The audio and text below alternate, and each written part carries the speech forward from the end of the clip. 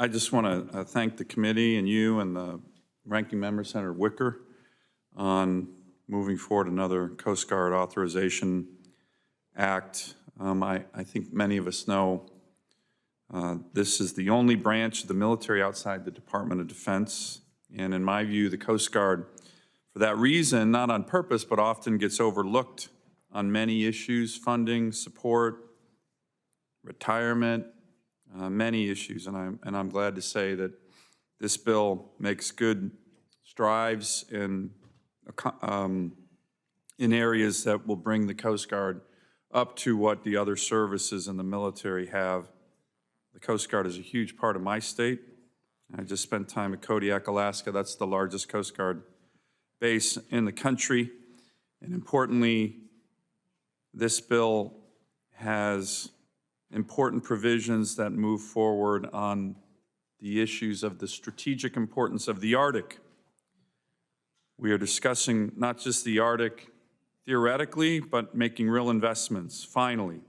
This bill builds upon those investments by fully funding the third polar security cutter and creating a program office to begin work on the next class of icebreakers, the Arctic security cutters.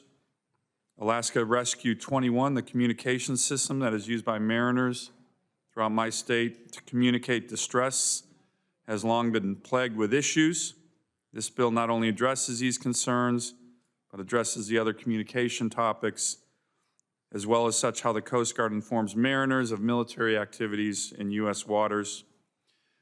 Another thing, Madam Chair, I'm encouraged by the bipartisan desire to amend the Passenger Vessel Service Act.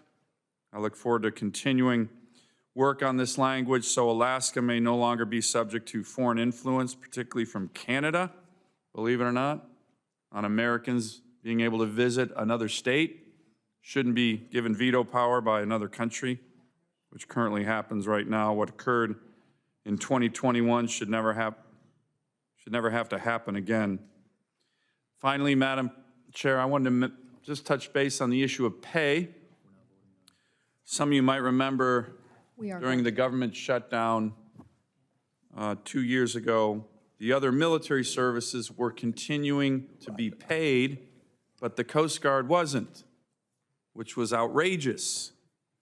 And we are working hard to make sure that never, ever happens again.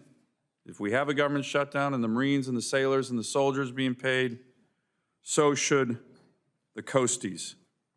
While there are many positive aspects of this bill, I do remain concerned about several provisions, particularly pertaining to marine mammals, which are unconscionably broad and create potential for future administrations to develop far-reaching regulations to restrict maritime commerce and other activities. Senator Whitehouse and I have recently introduced a very comprehensive bill to deal with IUU fishing called the Fish Act. We welcome co-sponsors of this, but there are other elements of this bill that, in my view, have broad, unvetted, and too burdensome regulations on our domestic seafood industry instead of focusing on the real IUU problem, and that is foreign fleets, particularly the worst offender, China.